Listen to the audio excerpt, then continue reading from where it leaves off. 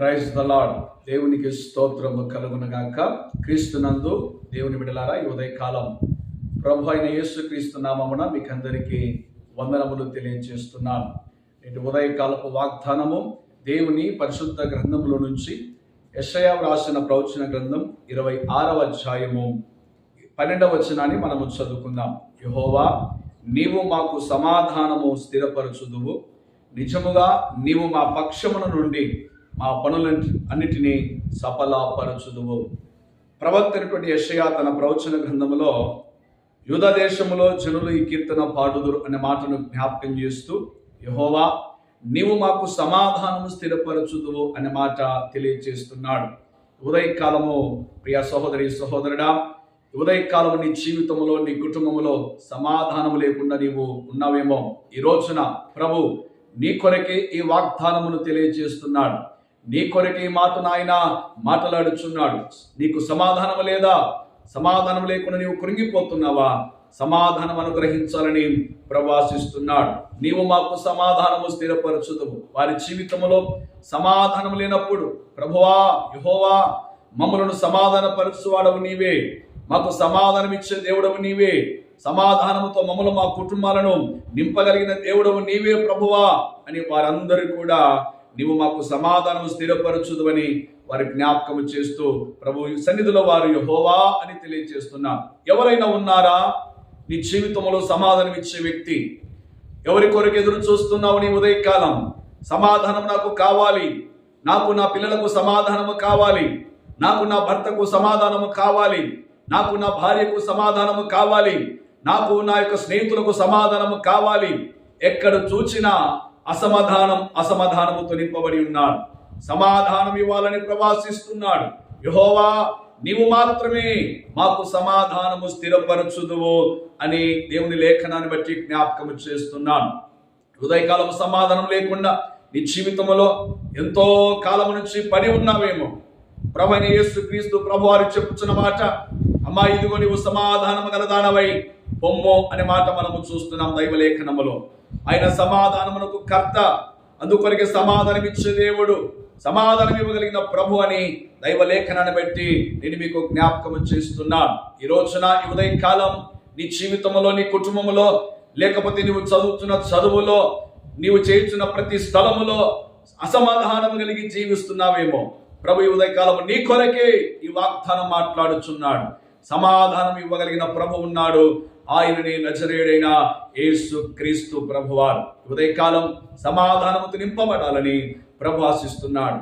నువ్వు నమ్మి విశ్వసిస్తే సమాధానం నీకు, నీ కుటుంబానికి ఇవ్వగలిగిన ప్రభు నీతో ఉన్నాడని దైవలేఖనాన్ని బట్టి నేను మీకు జ్ఞాపకమును చేస్తూ ఉన్నాను. సమాధానం లేకుండా నీ జీవితంలో ఎంతకాలం పడి ఉంటావు? సమాధానం లేకుండా ఎంతకాలము నీవు నీ జీవితంలో నీవు కృంగిపోతూ ఉన్నావు. ఇది నీ కొరకే ఈ మాట, సమాధానము నీవు స్థిరపరచుదు ప్రభువా అని నీవు కూడా భక్తుడైనటువంటి దేవుని లేఖనములో ప్రవక్త యెషయా వ్రాయబడిన ప్రకారముగా నీవు కూడా సమాధానం పొందుకుని జీవితంలో ముందుకు సాగాలని దైవ లేఖనాన్ని బట్టి నేను మీకు జ్ఞాపకం చేస్తున్నాను. సమాధానం ఇచ్చే ప్రభు నీ మధ్యలో ఉన్నాడు.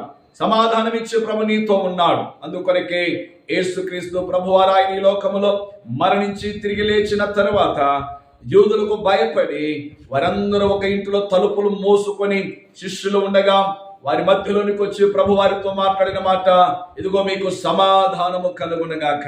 నీవు ఇంటిలో ఉన్నావేమో తలుపులు వేసుకొని, ఎవరికి చెప్పుకోలేని పరిస్థితి, లోకానికి భయపడి, అలాగనే సమాజానికి భయపడి మీ జీవితంలో, మీ కుటుంబంలో ఇదిగో తలుపులు వేయబడినట్టుగా ఎక్కడ కూడా ద్వారము తెరవలేని స్థితిలో నీవున్నావేమో. ప్రభు నీతో మాట్లాడుతున్నాడు.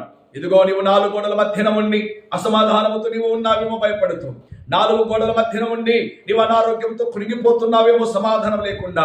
ప్రభు ఈ రోజున నీ మధ్యలోనికి వచ్చి, నీ యొద్దకు వచ్చి నీకు సమాధానం ఇస్తానని ప్రభు మాట్లాడుతున్నాడు. కాబట్టి ప్రియ సహోదరి సహోదరుడా, సమాధానంతో నింపబడడానికి యేసే నీ యొద్దకు వస్తున్నాడు. ఆయన నీకు సమాధానము కలుగునుగాక, నీకు సమాధానము కలుగునుగాక, నీకు సమాధానము కలుగునుగాక అని ప్రభు మాట్లాడుతున్నాడు. అట్టి సమాధానముతో నేను నీ కుటుంబాన్ని ప్రభు నింపి బలపరిచి భద్రపరిచినట్లు ఈ రోజు నీ వాగ్దానం నీ కొరకు ప్రభు మాట్లాడి ఉండగా, ప్రభువా నాకు కూడా అలనాడు తండ్రి ఇదిగో తలుపులు వేయబడి గదిలో ఉన్నటువంటి శిష్యుల యుద్ధకు వచ్చి సమాధానం ఇచ్చిన నా ప్రభువా, నాకు, నా కుటుంబానికి, నా పిల్లలకు, నా ఉద్యోగంలో, అయ్యా నా ప్రయాణంలో, నేను చేయుచున్న పనిలో నీవు నాకు సమాధానము కలిగించే నాయనా అని ప్రభు పాదాలు పట్టుకొని ప్రభుత్వంలో ప్రార్థన చేసుకుందాం.